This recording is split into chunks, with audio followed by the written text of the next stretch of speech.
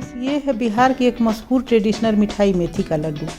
वैसे मेथी के लड्डू बनाने के सबके अपने अपने तरीके होते हैं। कुछ लोग इसमें गोंद मिलाते हैं तो कहीं कहीं लोग इसमें नारियल का बुरादा भी मिलाते हैं। लेकिन मेथी के लड्डू के लिए जो बेसिक सामान तथा सही माप क्या होना चाहिए, इसे जानना बेहद ज़रूरी है। तो फिर चलिए बिना देर किए शुरू करते हैं।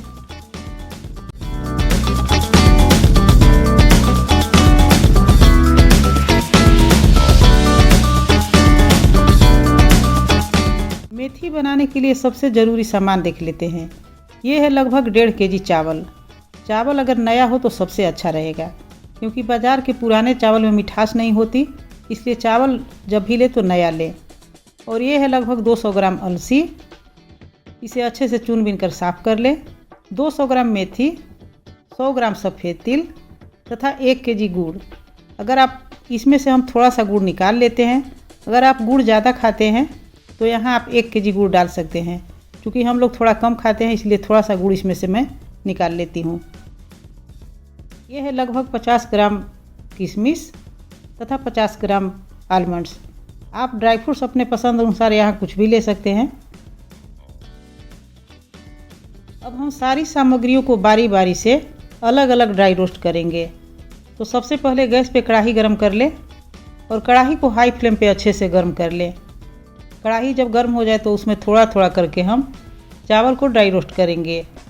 इसे लगातार चलाते रहें और ब्राउन होने तक हमें इसे भूनना है। इस दौरान गैस को हाई रखें। जब चावल हल्का ब्राउन होने लगे तो बाद में मीडियम कर लें। चावल ब्राउन हो चुका,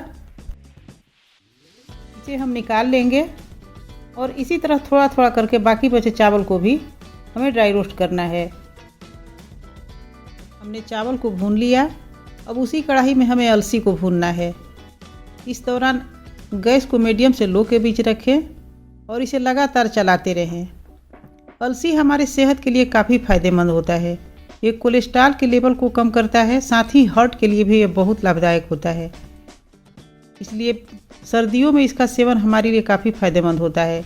लेकिन अगर आपको कोई पाचन संबंधी समस्या हो तो इसका संतुलित मात्रा में सेवन करें या इसकी मात्रा कम कर दें। इस तरह हमने अलसी को अच्छे से ड्राई रोस्ट कर लिया है। इसमें से चटकने की भी आवाज़ आ रही है, इसलिए इसे हम निकाल लेंगे और इसे भी चावल वाले बर्तन में डाल देंगे। अब उसी कढ़ाई में हमें मेथी को भूनना है। मेथी को भी लगातार चलाते रहें और इसे तब तक भूनें जब तक कि इसका कलर हल्का ब्राउन न हो जाए। मेथी ब्लड शुगर को कंट्रोल करने से लेकर गैस अपच में काफ़ी फ़ायदेमंद होता है। ये वज़न को कंट्रोल करने में भी लाभदायक होता है, इसलिए मेथी का सेवन हमारे लिए काफ़ी लाभदायक होता है। तो मेथी को हमने अच्छे से ड्राई रोस्ट कर लिया। इसका कलर बिल्कुल ब्राउन सा हो गया है।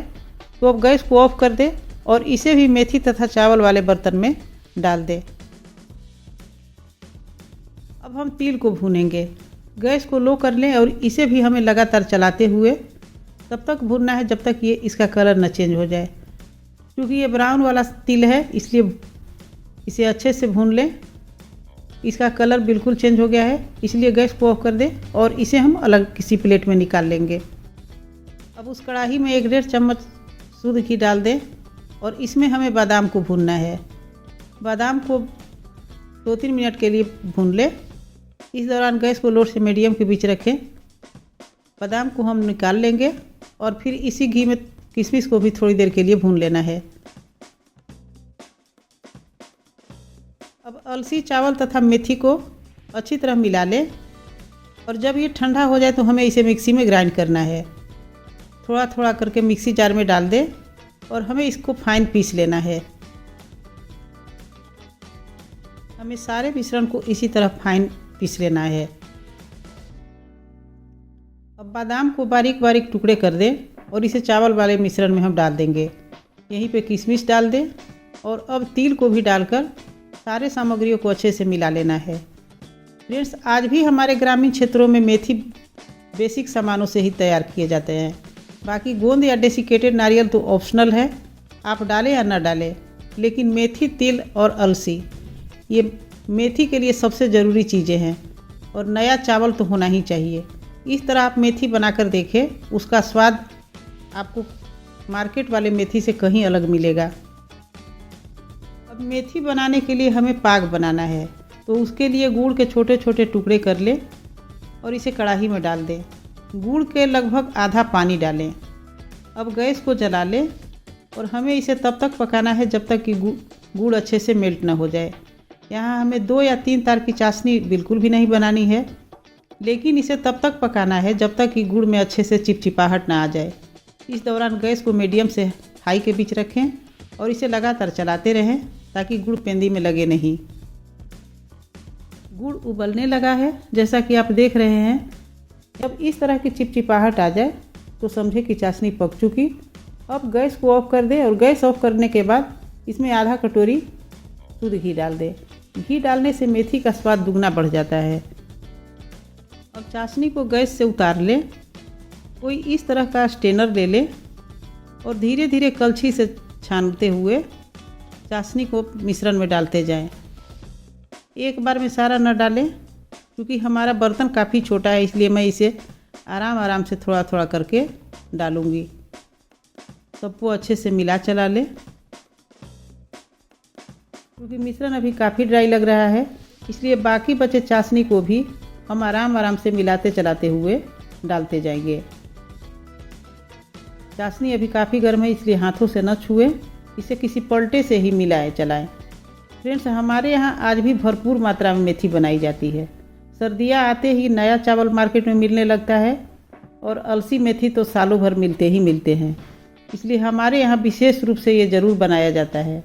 इसे बनाकर लगभग 1 महीने तक आप आराम से खा सकते हैं।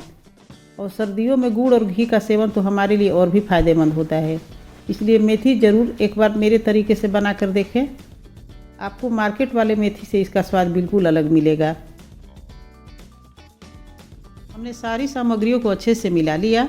अब हम मनचाहे आकार में इसका लड्डू बनाएंगे। तो थोड़ा सा हाथों पे शुद्ध घी लगा लें और सबको गोल गोल लड्डू की तरह बना लें। सर्दियों के लिए ये मेथी का लड्डू रामबाण औषधि से कम नहीं है फ्रेंड्स, इसलिए एक बार आप मेरे तरीके से इसे ज़रूर बनाएं।